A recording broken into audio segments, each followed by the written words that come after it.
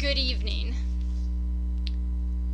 We are in October, which is one of my favorite times of the year, and everybody knows that with October comes Halloween.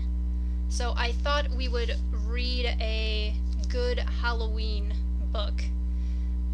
We're going to be reading The Halloween Tree.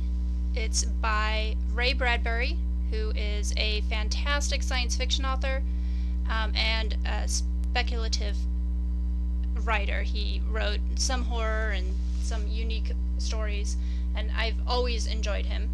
This particular book was made into a cartoon several years ago, and I remember watching it and thinking it was very good and wanting to find the book, and it took me a few years to find the book, but when I did, it was well worth it. And it's, incredibly appropriate to the season. The book is illustrated by Joseph Magani. It was, original copyright was in 1972.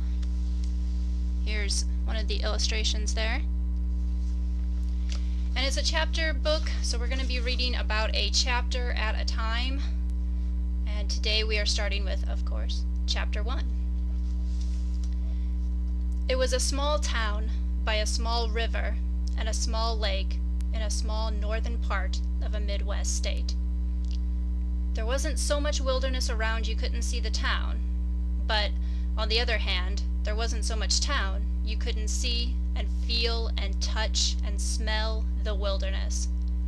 The town was full of trees and dry grass and dead flowers now that autumn was here, and full of fences to walk on and sidewalks to skate on and a large ravine to tumble in and yell across, and the town was full of boys.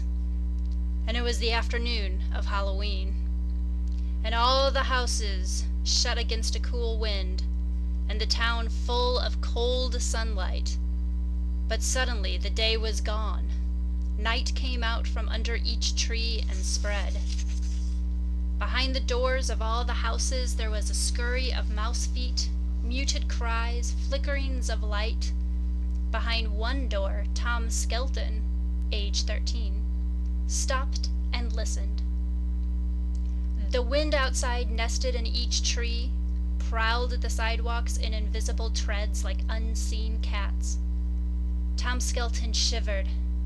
Anyone could see that the wind was a special wind this night, and the darkness took on a special feel because it was All Hallows' Eve.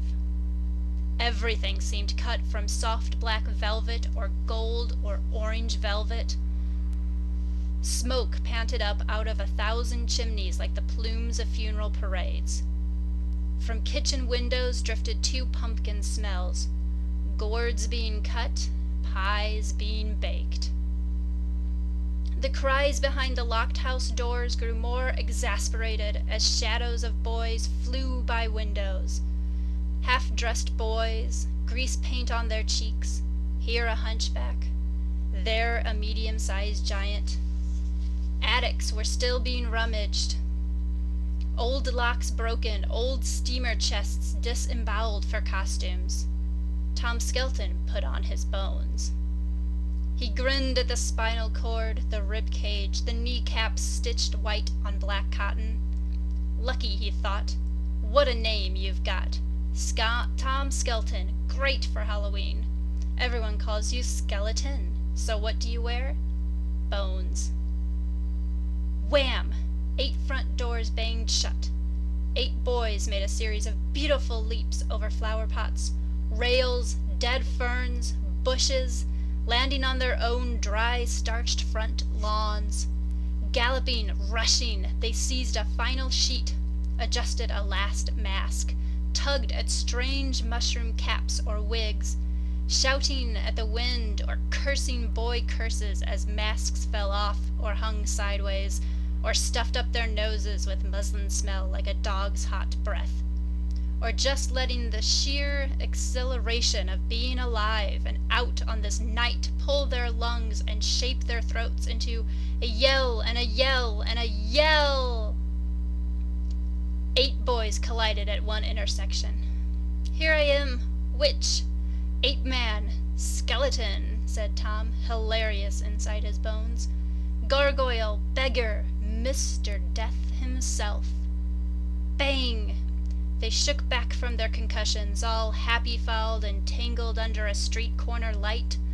The swaying electric lamp belled in the wind like a cathedral bell. The bricks of the street became planks of a drunken ship, all tilted and foundered with dark and light. Behind each mask was a boy. "Who's that?" Tom Skelton pointed. "Won't tell. Secret," cried the witch, disguising his voice. Everyone laughed. "Who's that?" "Mummy," cried the boy inside the ancient yellowed wrapping, like an immense cigar stalking the night streets. "And who's—" "No time," said someone hidden behind yet another mystery of muslin and pate. "Trick or treat." Yeah. Shrieking, wailing, full of banshee mirth, they ran on everything except sidewalks, going up into the air over bushes and down almost upon yipping dogs. But in the middle of running, laughing, barking, suddenly, as if a great hand of night and wind and smelling something wrong stopped them, they stopped. 6, 7, 8. That can't be. Count again. 4, 5, 6. Should be 9 of us. Someone's missing. They sniffed each other like fearful beasts. "Pipkin's not here." How did they know? They were all hidden behind masks. And yet, they could feel his absence. Pipkin, he's never missed a Halloween in a zillion years. Boy, this is awful. Come on. In one vast swerve, one dog-like trot and ramble, they circled round and down the middle of the cobble-brick street, blown like leaves before a storm. Here's his place. They pulled to a halt. There was Pipkin's house, but not enough pumpkins in the window, not enough corn shocks on the porch, not enough spooks peering out through the dark glass in the high upstairs tower room. "Gosh," said someone. "What if Pipkin's sick? It wouldn't be Halloween without Pipkin. Not Halloween," they moaned. And someone threw a crabapple at Pipkin's front door and made a small thump like a rabbit kicking the wood. They waited, sad for no reason, lost for no reason. They thought of Pipkin and a Halloween that might be rotten pumpkin with a dead candle if Pipkin wasn't there. Come on, Pipkin, come out and save the night. Alright, it's the end of chapter 1. On the next one we'll be doing chapter 2, and we'll try and figure out what happened to Pipkin and all the rest of the boys on this Halloween night. If you like, subscribe, and you'll get updated with the rest of them. And for now, good evening.